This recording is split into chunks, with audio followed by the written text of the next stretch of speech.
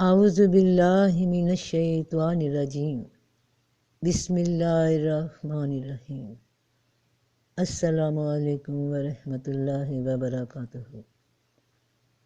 حضرت واصف علی واصف رحمۃ اللہ سے سوال کیا گیا، اگر ملنا وہی ہے جو مقدر ہے تو پھر محنت کیوں کریں؟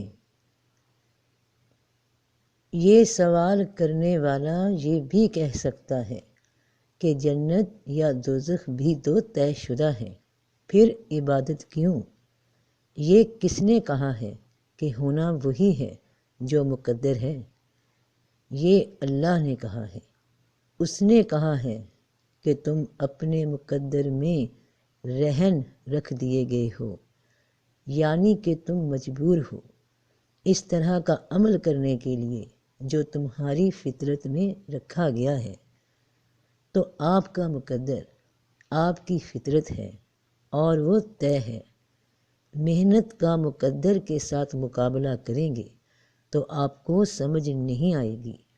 تقدیر کے ساتھ مقابلہ تدبیر کا ہوتا ہے۔ تقدیر طے ہے تو پھر تدبیر کس بات کی؟ اور اگر محنت سے مقابلہ کریں گے تو آرام کے ساتھ کریں گے، کیونکہ جو ہونا ہے وہ ہو جائے گا۔ جس اللہ نے کہا ہے کہ تم اپنے مقدر میں پابند کیے جا چکے ہو، اسی نے وضاحت فرمائی ہے کہ تمہیں پیدا کیا گیا محنت کے لیے بھی اور عبادت کے لیے بھی۔ اگر آپ دونوں احکامات کو معلوم نہ کریں اور سمجھیں کہ جو مقدر میں ہے وہ ہو جائے گا، اگر اس بات پر یقین کر لیا جائے اور مقدر کا صرف انتظار کیا جائے تو پھر وہ ہو جائے گا، یعنی کہ اس نے جو رزق لکھا ہے وہ مل کے رہے گا۔ کھانا لکھا ہے تو پھر مل کر رہے گا، تو جب تک نہ ملے اسے کھانا نہیں چاہیے۔ کب تک کھانا نہیں چاہیے؟ مرتے دم تک، کیونکہ ایسا یقین رکھنے والا کہتا ہے کہ جب وہ کھلائے گا تو ہم کھائیں گے، اگر مقدر میں ہے تو کھائیں گے۔ میں نے کمانا نہیں ہے، مگر آپ ایسا نہیں کر سکتے۔ آپ حکم کی بجائے ضرورت کے تابع ہو گئے ہیں۔ اگر تو آپ حکم کی تابع داری کریں تو پھر انتظار کریں گے کہ وہ دے گا، جہاں سے مرضی دے گا، مگر آپ تو ضرورت کے تابع ہیں۔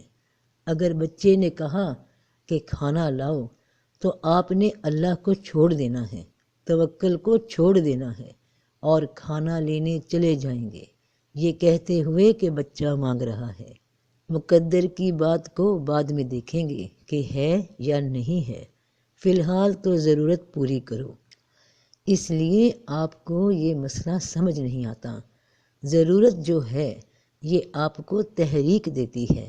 پیٹ کی ضرورت، کھانے کی ضرورت، بیمار کو صحت کی ضرورت، دوائی کی ضرورت اور نیند و آرام کی ضرورت۔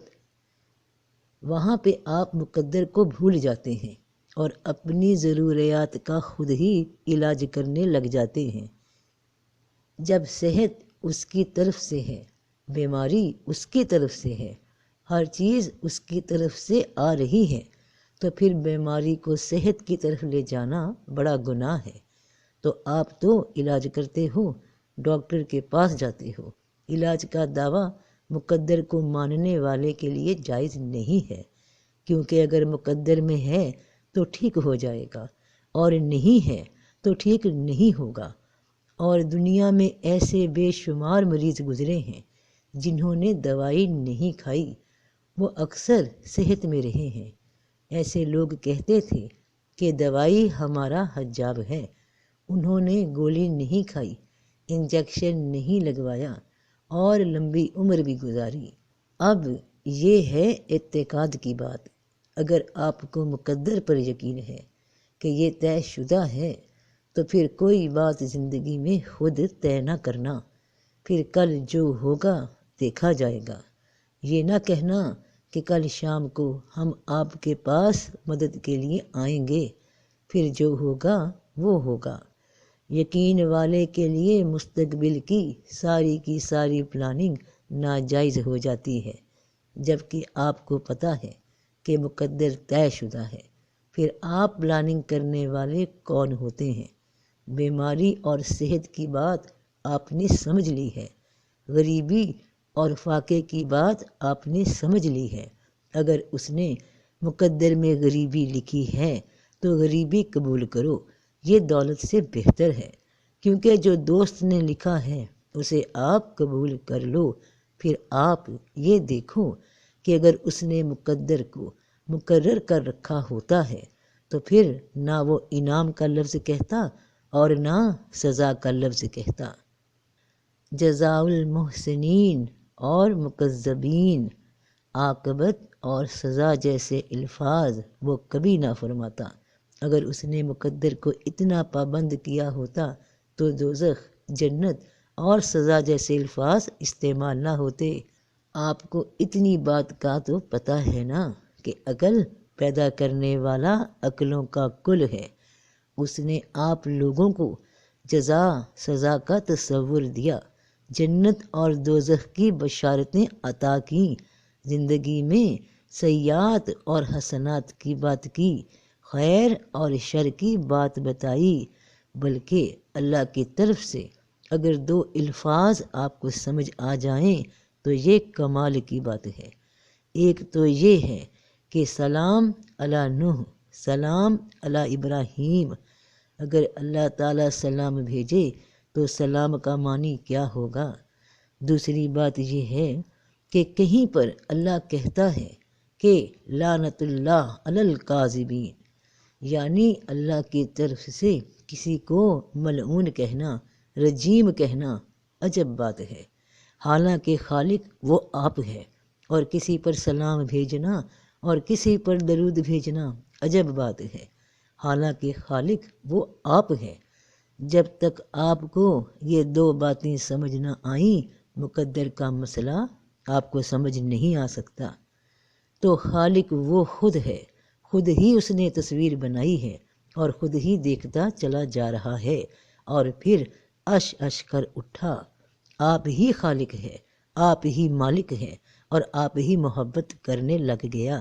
پتہ نہیں یہ محبت کب سے ہے، راز کیا ہے؟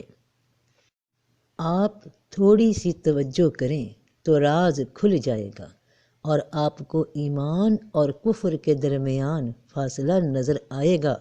اللہ تعالیٰ جو کہ مساوی سلوک کرنے والا ہے، یعنی اللہ کا سورج ساری کائنات کو برابر کی روشنی دے گا۔ اللہ کی کائنات سب کے لیے روشن ہوگی۔ اللہ کے پہاڑ اور دریا سب کے لیے ہیں، بارش سب کے لیے ہے، چاہے غریب کا جھونپڑا ہو یا امیر کا گھر۔ ہر آدمی کی پیدائش ایک جیسی ہے اور موت بھی ایک جیسی، زندگی بھی ویسی، سانس لینا بھی ویسا۔ ہر آدمی کی شکل ایک جیسی ہے، پھر کوئی شکل کسی جیسی نہیں ہے۔ شکل ایک جیسی کا مطلب یہ ہے کہ ہر آدمی کی دو آنکھیں، ایک ناک اور دو کان ہیں، اور اگر کوئی شکل کسی دوسری شکل سے نہیں ملتی ہے، اتنی مساوات، اور کوئی شکل کسی دوسری شکل سے نہیں ملتی ہے، اتنی مساوات پیدا کرنے والا کسی کو تو پیغمبر بنا دیتا ہے اور کسی کو کافر بنا دیتا ہے، اور پھر ایک پیغمبر صلی اللہ علیہ وآلہ وسلم پر اپنے فرشتوں کی ٹیم سمیت درود بھیجتا جا رہا ہے۔ یہ کوئی مساوی بات تو نہیں ہے۔ اگر کوئی اللہ سے یہ پوچھے کہ یہ کیا بات ہے، یہ کوئی مساوی بات تو نہیں ہے، تو اس کا ایمان ضائع ہو جائے گا۔ اللہ کہے گا تو بھی ویسا کر جیسا کہ ہم کر رہے ہیں۔ بے شک اللہ اور اس کے فرشتے نبی صلی اللہ علیہ وآلہ وسلم پر درود بھیجتے ہیں، تو اے ایمان والو تم بھی ان پر درود و سلام بھیجو۔ تو ایمان والو تم بھی یہ کام کرو۔ اب یہ راز ہے۔ تو مساوات پیدا کرنے والا، مساوی سلوک کرنے والا ایک پیغمبر پر اتنا زیادہ درود پڑھ رہا ہے۔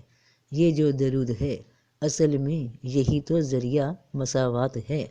تو اللہ تعالیٰ نے یہ فرما دیا کہ اگر مساوات کا عملی ظہور دیکھنا ہے تو پھر اس ذات سے پتہ کرو جس پر ہم درود بھیج رہے ہیں، مساوات یہاں سے ملے گی۔ تو اللہ نے یہ فرما دیا کہ مقدر فکس ہو گیا، اور یہ بھی بتا دیا کہ محنت کرو، اپنے آپ کو ہلاکت میں نہ ڈالو، اپنے آپ کو آگ سے بچاؤ، اس آگ سے جس کا ایندھن پتھر اور انسان ہوں گے۔